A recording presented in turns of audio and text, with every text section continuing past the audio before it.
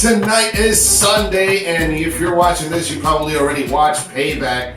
I'm Jose. I'm Rico. And unfortunately, Peck is not here tonight. You know, we're going to miss a lot of laughing tonight. Miss you, bro. He's out sick, but he'll be back tomorrow, hopefully. Knock on some wood. Get well. But we are Ricans of Wrestling, the official Facebook and YouTube show of WrestlingNewsSource.com.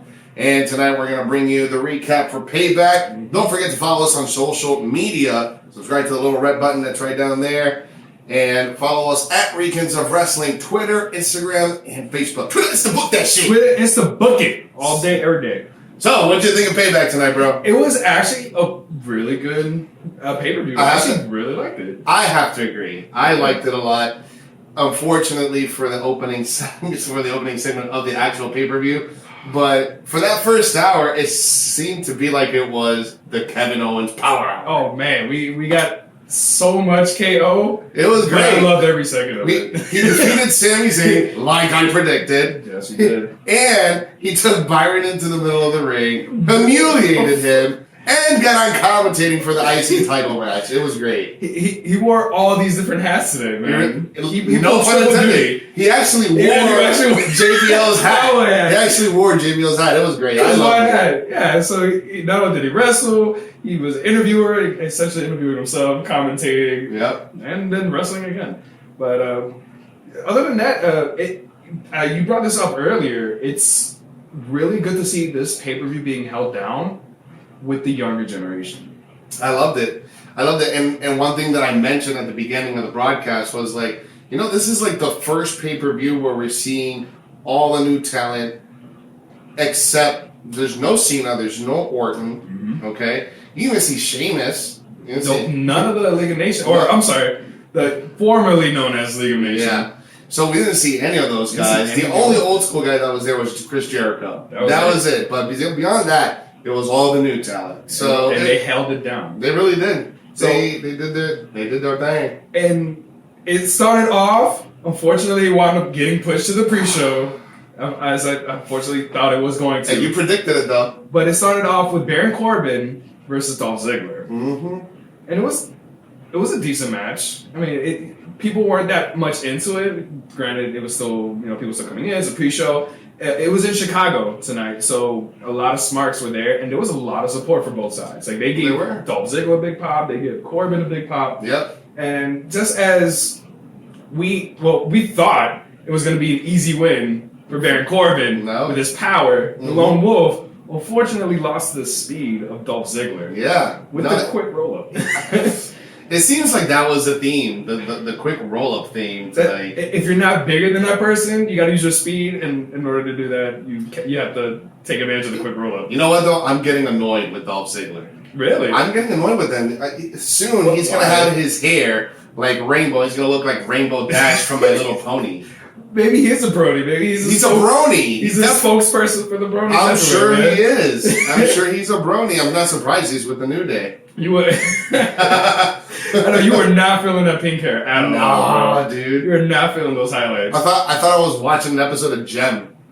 If he comes out with his eye covered, then it's a wrap. Then he just becomes 90s nostalgia wrestler all over again. And then the second match for the pre-show was for the U.S. Championship. It was the champion, Kalisto, going up against Ryback, the big guy. Oh, Kalisto almost died. Bro. He nearly died. If it wasn't for the size and strength of Ryback. It was funny because Kalisto was twerking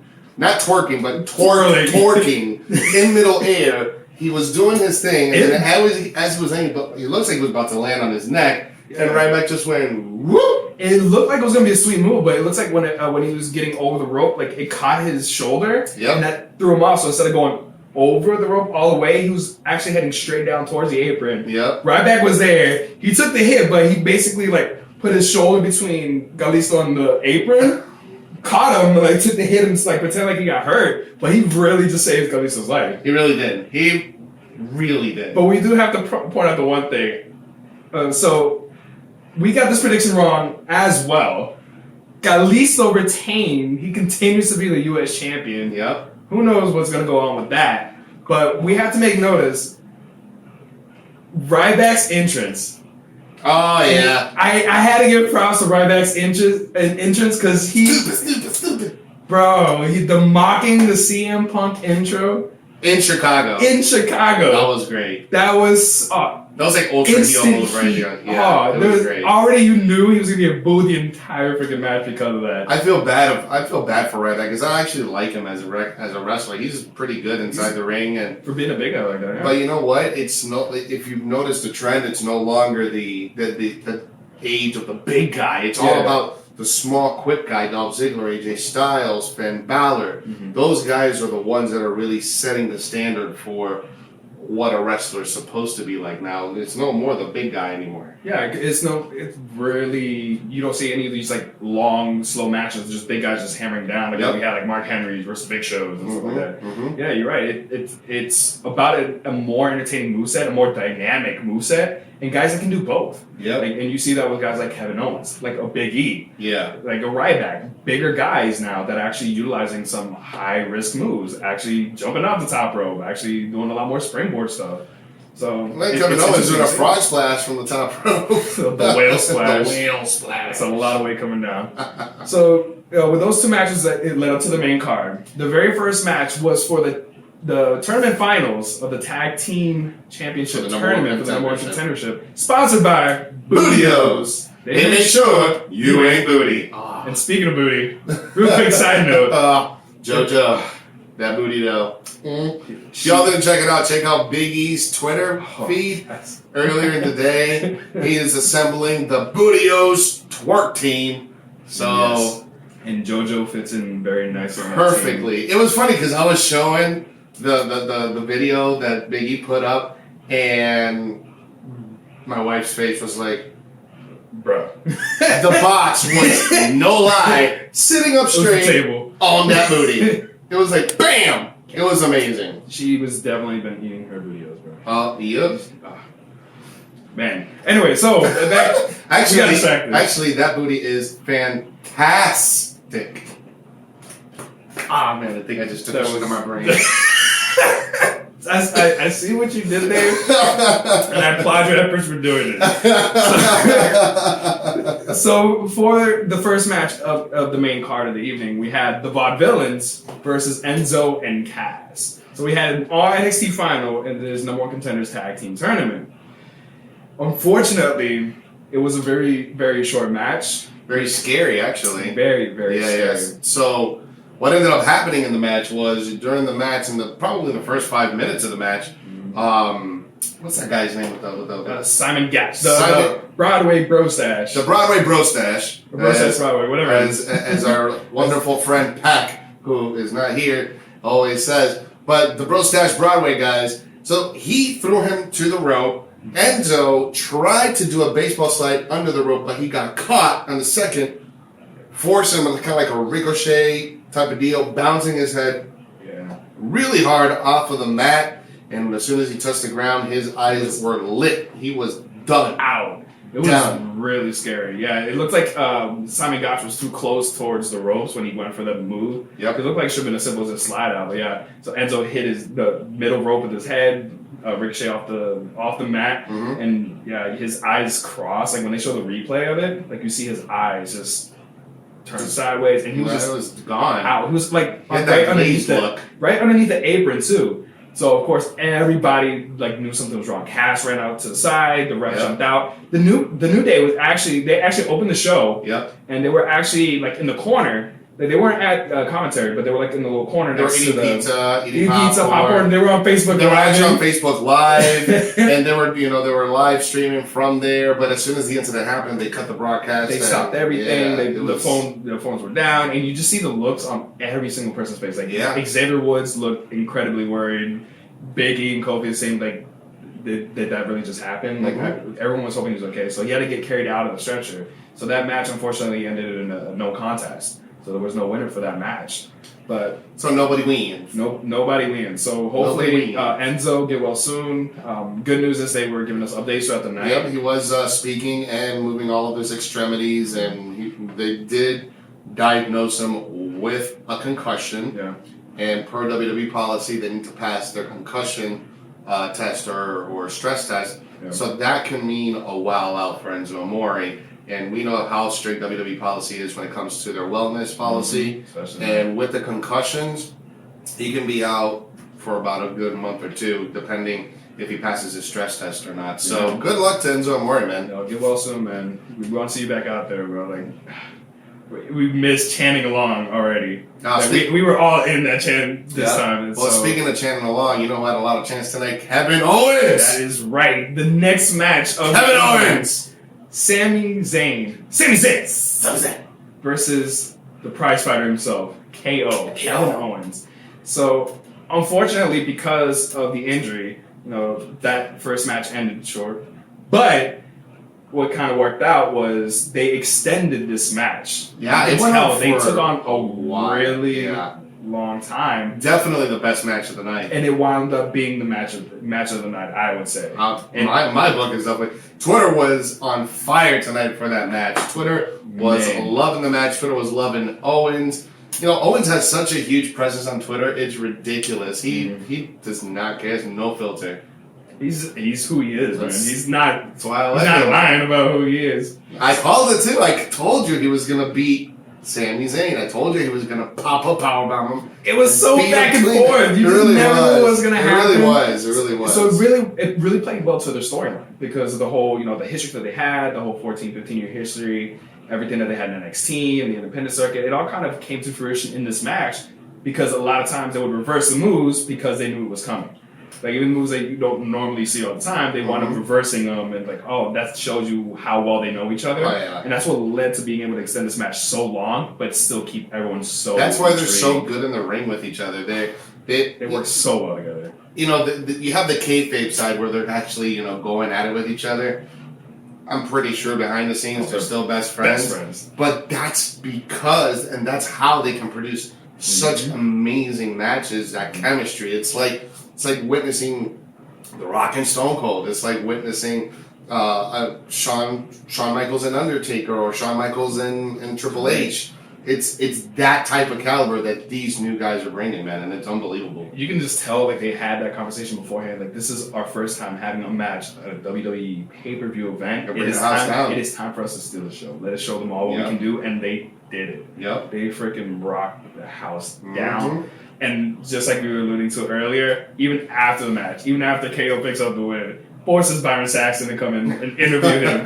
Then not only that, say he's going to go back after the IC title. Which I don't think makes any fucking absolute sense at all. Well, it's just a progression, the storyline, I guess, because we haven't even gotten to the main event yet. No, I know. So, considering how much stuff there is going on there. But he was adamant about saying how much of he was the better man. Whole conversation between him and Sami Zayn. He backed it up. I am officially the better man. I beat him in the ring at a pay-per-view right now. I'm the better man. And I'm not trying to keep count, but ever since Kevin Owens has arrived to the WWE, he has defeated Sami Zayn every single time in NXT and in here now in the main roster. So far, Sami Zayn is 2-0 against Kevin Owens, as far as I'm concerned. You can give him partial credit. He eliminated at the Royal Rumble, but that's about it.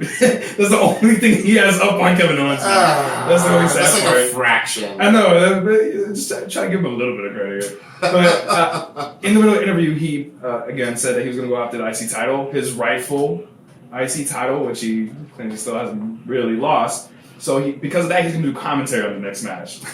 So he decided to stay at commentary, taking Byron Saxton's comfy chair, taking JBL's cowboy hat, and just laying into Byron and to Michael Cole. He kept telling Byron, "You should be fired," and you too, Michael Cole. Right here, you guys are horrible. You want me to do your job for you too? Oh, he was just. He did. Went after them. It was officially the Kevin Owens Power Hour. It was. He dominated that hour. So, again, he was here at commentary for the next match for the IC title. The champ, The Miz, along with his lovely wife Maurice, against Cesaro. Yep, and that was actually a pretty good match too, and I called that one too, I think, didn't I? I called Miz with a roll-up. You actually called the ending of the match too, correct. Miz with a roll-up. Even though Cesaro put a hell of a match with the twerking uppercut off the rope. There was a lot of good moves. The suplex from the outside of the apron, it was ridiculous. He put on a hell of a fucking match. He dominated with his power, as you knew he would.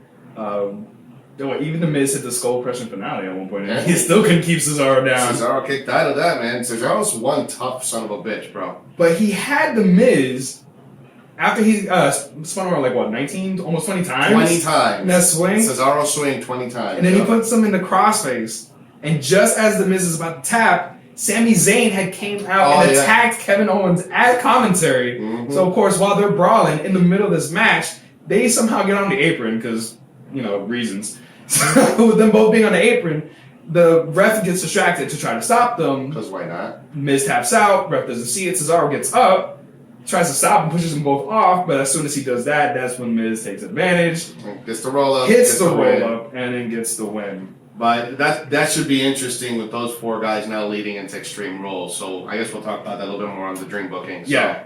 Yeah. So, because it was interesting because KO was still in there, and then he went for the pop-up powerbomb on Sami Zayn, took him out. He was about to do it on The Miz until Maurice actually wound up saving The Miz from a pop-up powerbomb. So we'll see how that all... Kevin Owens does not give a fuck who's in front of him. He does not. I'm telling you, bro. Whatever his next goal is, whoever's in front of him, he just takes him out. And then speaking of taking somebody out, Dean Ambrose versus Y2J. That was a good match too. Although, I thought like the first maybe 5 or 10 minutes of the match, I thought they were kind of sloppy. And actually on Dean Ambrose's part, it almost looked like he was really stiff. It looked like he wasn't taking bumps very well. Mm-hmm. He just looked like he didn't really want to be there. I don't know. And also, I don't know, you mentioned something about he possibly might have the yips because of what happened to Enzo Amore early in the night, which could possibly might have affected him. But I don't know. What do you think? Did you think he looked kind of sloppy? He did. There seemed to be a few spots that were just not as smooth as you would expect, especially between two guys like Dean Ambrose and Y2J. Exactly. And just that, I'm sure when that happened to Enzo, it leaves this kind of like a negative aura, especially in the back. Because I'm sure he's friends with a lot of these people that he's been, trying to work with, especially in NXT. So I can only imagine what the atmosphere was like in the back. So some people, can push through it, which I think Kevin Owens and Sami Zayn did a great job, which is why I actually think that match was supposed to be later, but they moved it up just because of that.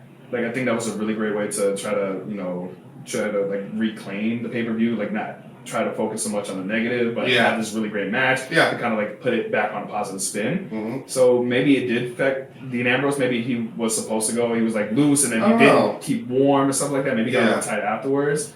So I don't know. I mean, he definitely loosened up afterwards, and then he got better. But for example, moves like he does when he's running towards the apron, spins out and comes out with a lariat. Yeah. I mean, it didn't look as smooth and as clean as he normally does it. The bounce off the rope lariat that he normally does. Also, he normally does that super clean, smooth, boom. Yeah. He actually came back, waited a second, and then threw it. So, I mean, it wasn't really clean. And then all the attempts of the Walls of Jericho, and then all the attempts of the Dirty Deed. Extended Dirty Deed. And then the way that the match ended with just knees, and then Dirty Deed, I don't know. It wasn't very convincing to me. Well, it just seemed like, again, they had to draw out another match just because they have to make up time. Yeah. You gotta make up that time. So I'm sure a lot of the spots they had were already planned. They were back to the announce table. Chris Jericho again trying to hit, put Dean Ambrose and the Walls of Jericho on top of the announce table. Mm-hmm. But this time Dean blocked it, but he wound up getting flipped into the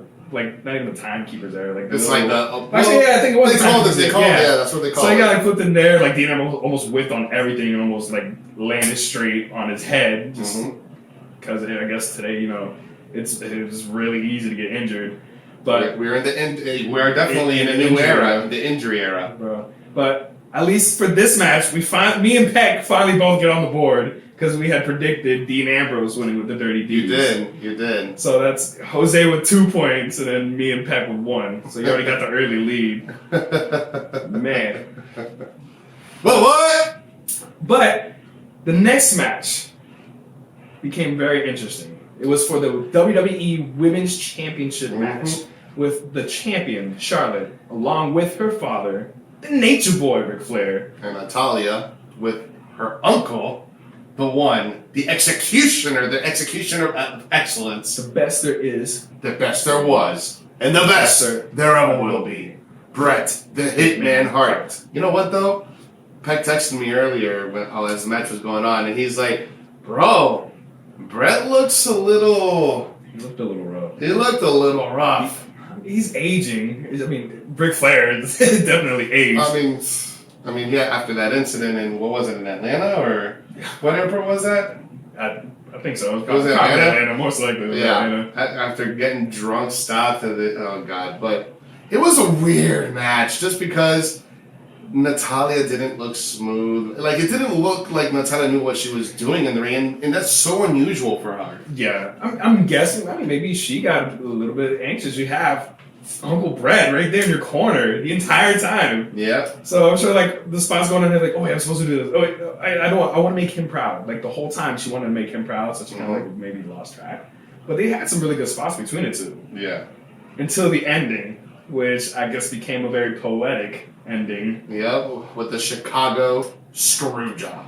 That is correct. Charlotte locks in the sharpshooter onto Natalya, and then Charles Robinson is like, ring the bell. My thing is, why did Charles Robinson do that if there was no official to tell him when to do that? Well, I'm probably in the earpiece, but there was nobody to tell him, go and ring the bell. It's going to be something like Ric Flair paid him off or something like that. Because they reference him being called Little Nate. Oh, okay. Yeah, or Baby Nate. He's definitely in. Hey, in the words of Ted DiBiase, bro, everyone has a price. Yep. So who knows what this storyline is going to lead into? I mean, they wanted to do a whole reminiscent of the screw job, so I just came up with something great, another Game of Thrones reference. Oh yeah? Yeah. What you got? So these guys, the fucking Hearts, since they hate the McMahons, what did that make them? But yeah, makes them the Starks. Aw. You're just gonna kill them all? They will never, ever be together. Okay, moving along. That's wrong. Oh, well, speaking of the Lannister family in Game of Thrones, the next segment was Vince McMahon making the announcement. Very nice segue, by the way. Thank you for the assistance. For who'll be control of Monday Night Raw. And very interestingly enough, I'm actually really happy with the decision. It's really it's what's best for business. It's a Vince McMahon decision. It's a Vince McMahon decision. He made this choice. It just proves why he is the mastermind behind the WWE. Yeah, so basically he calls out Stephanie, and she kind of like pleads her case, like she's doing like a mock interview, basically with her own dad about why she deserves to be in charge of Raw, everything that she's done while Shane left, and you know what kind of leader is he if he leaves for 7 years and then tries to come back. So of course she puts in her 2 cents on why she should be in charge, and then out comes the money. Shane McMahon comes out, and he actually didn't do so much of the speaking for himself. He let the crowd speak for him. And they were loud. I think he had the biggest pop of the night. Oh, yeah. It was a long pop, too. In unison with everybody chanting. And CM Punk. CM Punk had a huge pop. Oh, yeah. As soon as Vince McMahon came out, the crowd just let him have it with the CM Punk chants. But you know what's interesting about this whole thing now? Well, you haven't said what's happening, so we'll catch up on that. Yeah. So I was just saying, so, you know, they all plead their cases, so Shane does a whole, all right, if you want Stephanie, ooh, yeah, ooh, yeah, ooh, yeah. So this puts it on Vince McMahon, who says, you know what? Both of you guys are going to be in charge of Monday Night Raw. Figure it out. Yep. And then walks off like a G. Yeah, that's why he's Vince McMahon. I think it's going to be for some interesting interesting storytelling. Oh yeah, definitely. Because you got brother versus sister, or brother and sister trying to work together. Cersei versus Tina. Yes. How can you not have that type of storyline where Stephanie more than likely is going to double cross Shane, but Shane is no saint. Shane has a reputation of being a snake himself, especially when he was refereeing back in Survivor Series of 1998 when he fucking screwed over Stone Cold Steve Austin. Mm-hmm. So, what if Shane McMahon is the one to fucking stab her in the back? Bro, you never know. That's what I'm saying. It's gonna be good storyline. It's gonna be a very interesting storyline. Which is a storyline that none of us predicted, because me and Peck thought Shane was gonna get sole control. No. You said there was gonna be a match to determine this, and all of us were wrong. But this becomes a much more intriguing storyline. Mm-hmm. Mm-hmm. And this led to the main event of the evening for the WWE World Heavyweight Championship. The champion Roman Reigns versus the phenomenal one, AJ Styles. Blankets out of nowhere. All right, so how do we break down this match? So, it was a bizarre match. So starting off in the beginning, being in Chicago, in a smart town, AJ Styles had the big pop. 95% of the fans in his favor. Because Roman came out. And it was just Bootleg City. I like some of the signs. One of the guys had the sign that said, "Oh, when it rains, it pours." Nice. It was they let him have it.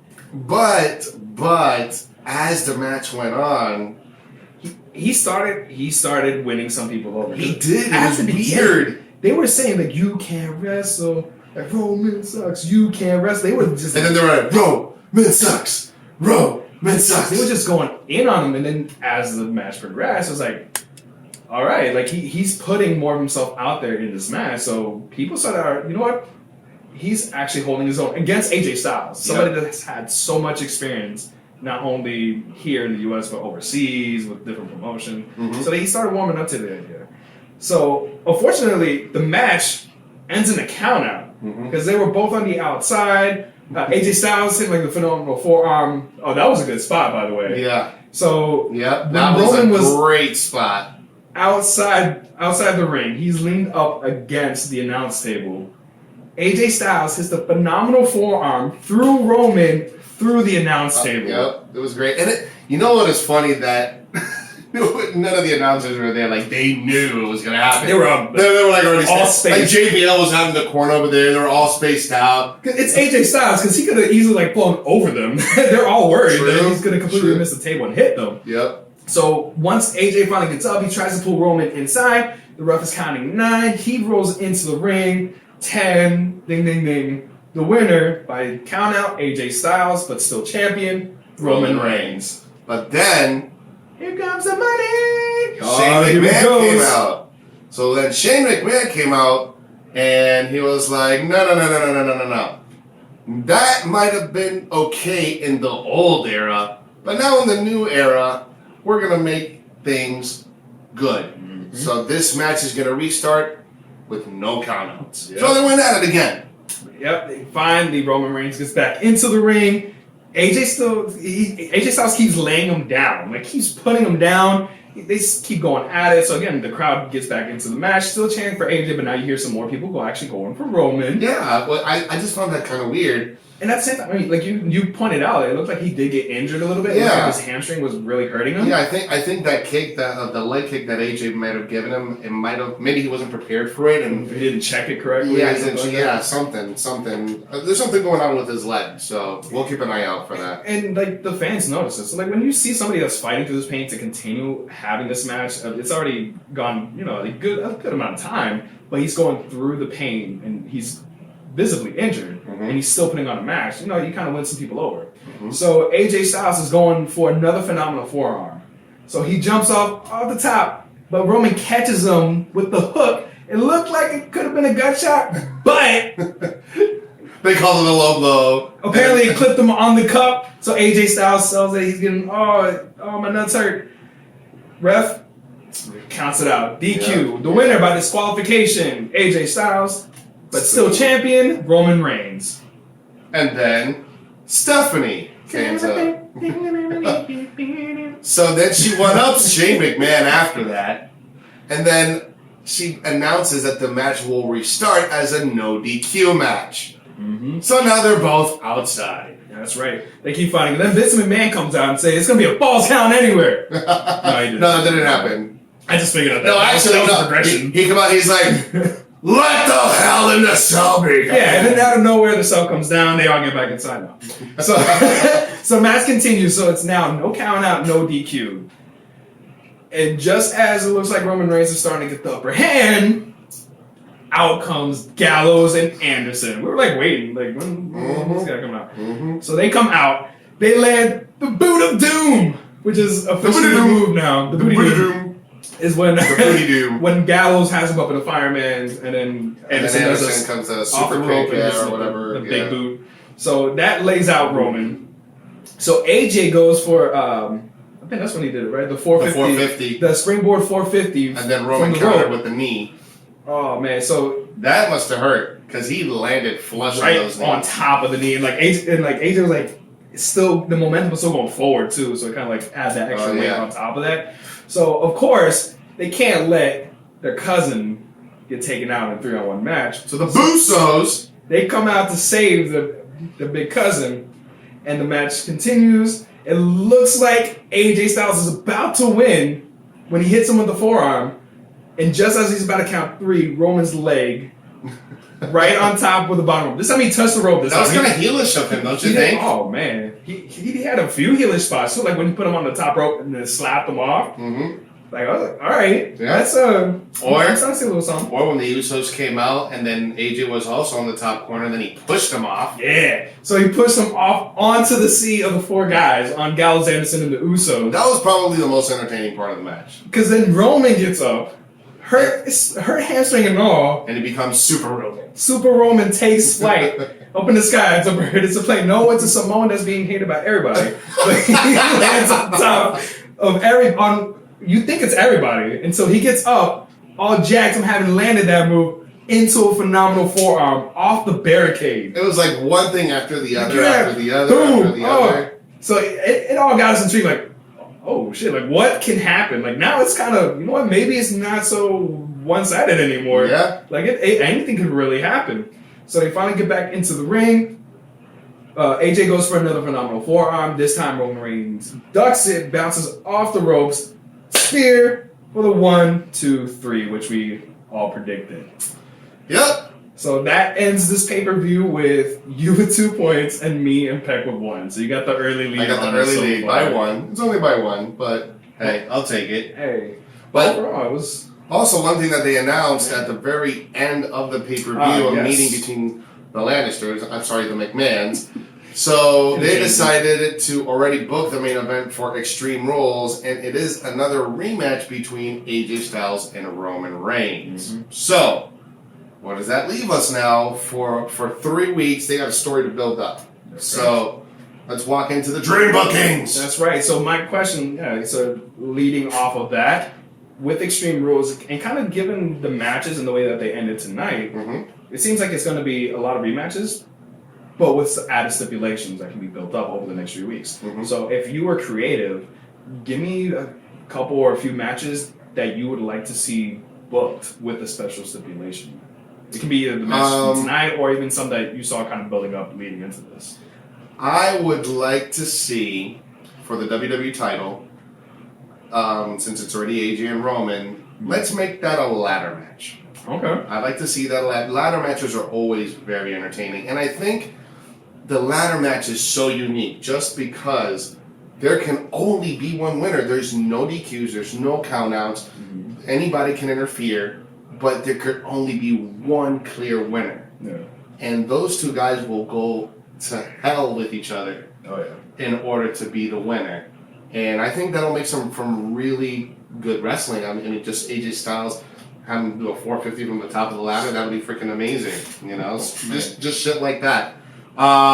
Tag teams, well, I guess we'll find out tomorrow who the number 1 contender is. There's no contest if there's not a clear winner. Yeah. So we'll see what happens with the tag team. But if it was me, I would put the New Day, Vaudevillians, Let's put the Usos in there because they really don't have anywhere else to be. And let's bring up an NXT team. Which one? We'll bring up the Revival. All right. Okay. And we'll have a fatal 4-way. Okay. TLC match. Really? For Extreme Rules. It's Extreme Rules. That's just me. It's your dream. That's just me. All right. Bring the new cast into a TLC match. Yeah, the New Day. Yeah, I mean, you would bring them up tomorrow, build them up, have them be in the contendership, and New Day. Okay, I can see that. So that's me. Women's, I think I'm bored with Natalya.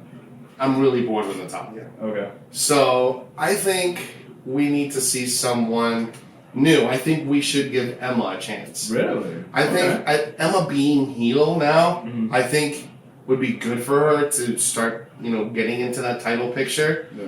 She's been winning matches. Why not? I don't want to see Sasha Banks quite yet because I want to save that for SummerSlam. Oh yeah, you gotta put her on a bigger stage. I want to save that for SummerSlam. But I'd like to see Emma, and I'd like to see what kind of chemistry she has in the ring with Charlotte. Okay. So that'd be good. U.S. title match, my dream booking.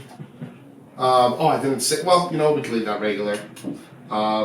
But it is an Extreme Rules match. Yeah. We'll call it a chair match. Fuck it. A chair match? Hell yeah. You want to do a rematch, Kalisto and Ryback? No. No, I'm talking about the women's. Oh, the women's? Yeah. Oh. Chair match. It's a chair match between Emma and Charlotte? Yeah, why not? Okay. Okay. For the title, it's tough. For the U.S. title, Kalisto, let's put him up. You know what? Let's put him up against Apollo Crews. Let's put him up against Apollo Crews. Apollo Crews is an oversized luchador. Yeah, might as well. I mean, if you're gonna put the belt on somebody else, you might as well have and put the belt on there for them. Okay. And then you can make that one. Since it is Extreme Rules, we can make that a tables match. Okay. Make that a tables match. I can see that. And then for the IC title, for the way how things are going, I think it'll be a fatal 4-way. It'll be Cesaro, Miz, Sami Zayn, Kevin Owens, and Kevin Owens picks up the belt. And then that one, what can that one be? That can be a fatal 4-way street fight. All right. So that's that's my dream booking. That's what I'd like to see that. Okay, I can see that. If I had the power, what I would do is, I mean, I do like Apollo Crews going against Kalisto for the U.S. title. It's going to be put on the pre-show no matter what, unless John Cena comes back. But he comes back the week after, so unless they kind of lie and say. But did you notice that I didn't mention any returns? I'm only dealing with what we have on roster-wise, because you have enough guys. Yeah. That you can actually pull off a good pay-per-view like tonight. Yeah, it's just how about this? Instead of Apollo Crews, Kalisto versus Baron Corbin. Just have him murk the hell out of Kalisto. Poor Kalisto. But at least you'll start putting something on the U.S. title. All right, now it's Baron Corbin as the champion, not little Kalisto. So poor Kalisto. Since it's on the pre-show, it doesn't have to. To me, I wouldn't make it any stipulation because he's just gonna get wrecked anyway. For the IC title, I can't disagree with you on the Fatal 4-Way.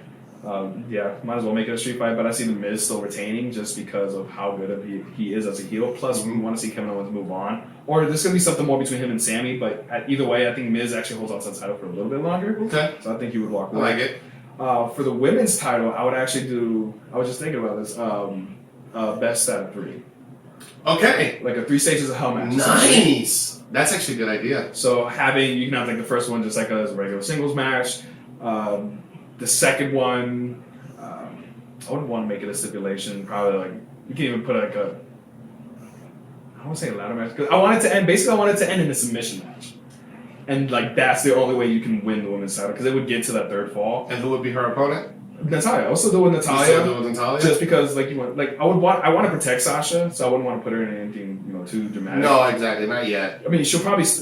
I just have no problem with her being in like a number 1 contenders match at Extreme Rules, but. Again, just, there's still, especially with the screw job, this storyline, I don't think it's over yet. So I think that's the one way to solidify it is by having it end with a submission-only match. Okay. So just make it a 3 stages of hell match between them.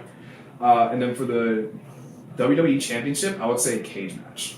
Nice. Just with the whole idea of you want to keep out everyone, so the whole one versus all kind of thing. It's like, all right, well, the all can't get involved if you put a cage, even though technically everyone always gets involved anyway inside the cage. Because that's right. The Usos will have no problem climbing up, neither would Gallows and Anderson. Yep. But of course, what I see happening is like all of them inside the ring, and they're all laid out, and just when it looks like AJ Styles is about to get up for it, like the lights cut off, a spotlight hits the top corner of the ring, and you see the demon pain, Finn Balor, and he hits the coup de grace from the top of the cage on Holy top of shit. AJ Styles, taking him out, and you can start the whole thing. I just think that would be a cool spot to see that. See him do a coup de grace from the top of the cage on top of AJ Styles in the ring, taking him out. Roman retains, and then it starts AJ versus. I mean, how long do they have to cut the lights for? Because I mean, he has to climb all the way up. There's a guy, they climb up. You cut the lights for a minute. He's a smart. I think he's quick. I think he'd be a quick climber. Unless they have like they show him like on the scaffolding or something like that, like disappear and like he's instantly in the ring on the top rope and he hits it or something like that. He can do it. I have faith in WWE's doing something like that. So I'd like to see that. I would like to see Finn Balor debut finally at Extreme Rules. That'll be my dream booking. Nice. All right. Well, guys, let us know what your dream booking is. Let us know how, with everything that's happened tonight, let us know in the comment section what should happen. What do you guys think? What should happen with the WWE title? What should happen with the IC title, US title, women's title? Let us know in the comment section. Don't forget to subscribe to our channel. Don't forget to follow us also on social media. Twitter, Insta, book that shit. That means Twitter, Ricans of Wrestling, Instagram, Ricans of Wrestling, Facebook, Ricans of Wrestling. That's right. So we'll be back tomorrow with the Raw recap. But for tonight, that's pretty much it. I'm Jose. I'm Rico. That we are Ricans of Wrestling. Y nos fuimos. Y fuera. Hasta mañana. Hasta